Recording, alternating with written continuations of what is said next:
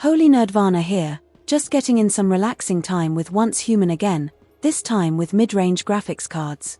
I'm checking out the GeForce RTX 4060 and Radeon RX 7600 XT, GPUs that typically cost right around $300.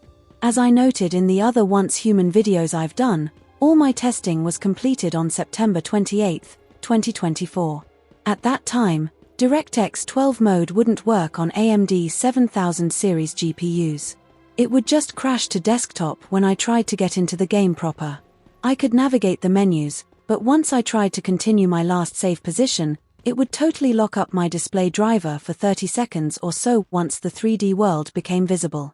DirectX 11 mode works fine, however, but it does tend to run better on all the GPUs I've checked.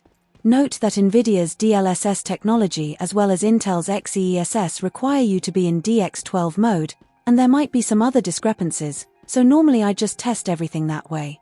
But let's get to the test results. The RX 7600 XT is almost 30% ahead of the 4060 on average performance at 1080p medium, although the minimum performance is less than a 10% delta. That's another DX11 idiosyncrasy. Average frame rates are higher but the minimums tend to be a bit lower.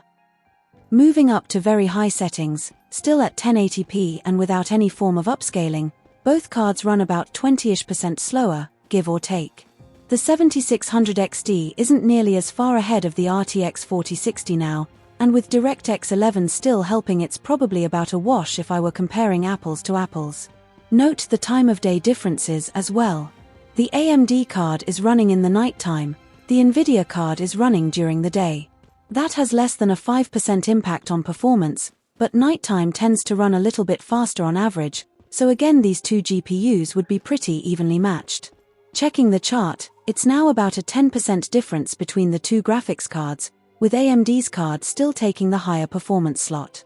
The extra VRAM might be helping a bit as well, but there's no real indication that Once Human is pushing beyond 8 GB of video memory use.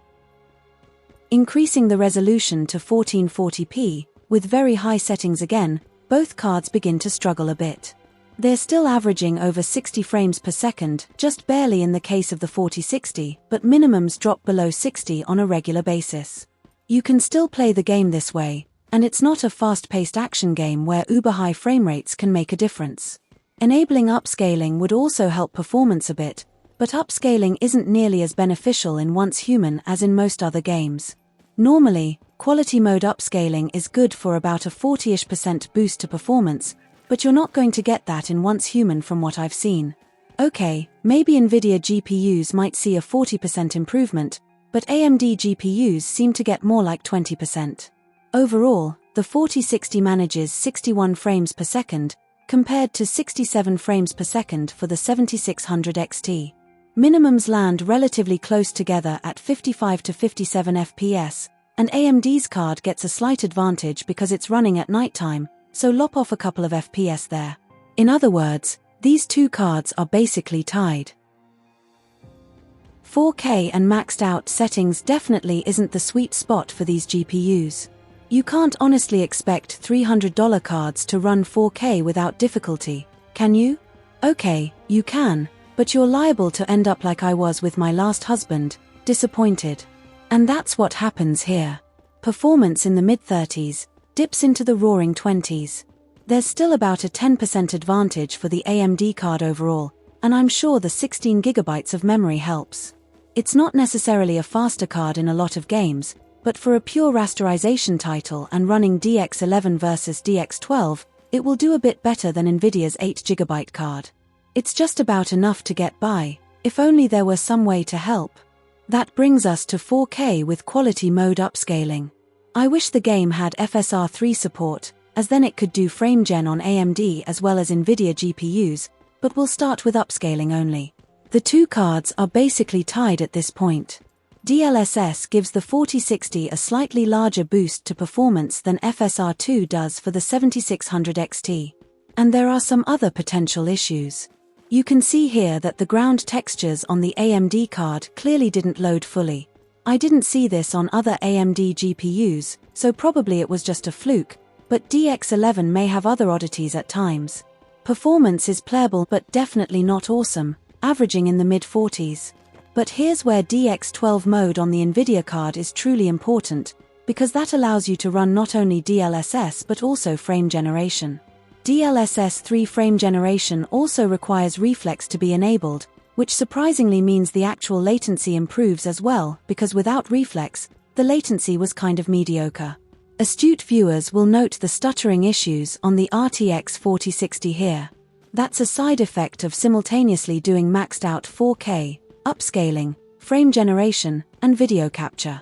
It's that last one that seems to push the 4060 over the edge. The other RTX 40 series GPUs don't typically have this problem, but I've seen it in multiple games with the 4060. If I'm not recording video, however, it rendered once human just fine. And here's the final chart for 4K with upscaling and frame generation. These mainstream GPUs end up basically tied with upscaling enabled, and then the frame gen gives the 4060 another 25 to 30% boost in performance.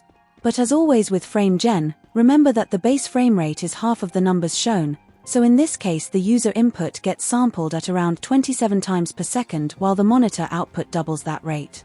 That's it for this video, love. I hope you enjoyed it as much as I did. If so, please ring the bell and let the front desk know how I did. Or in other words, please like, share, and subscribe. It's how I try to pay the bills. Thanks for visiting, and I hope to see you again soon. Toodles.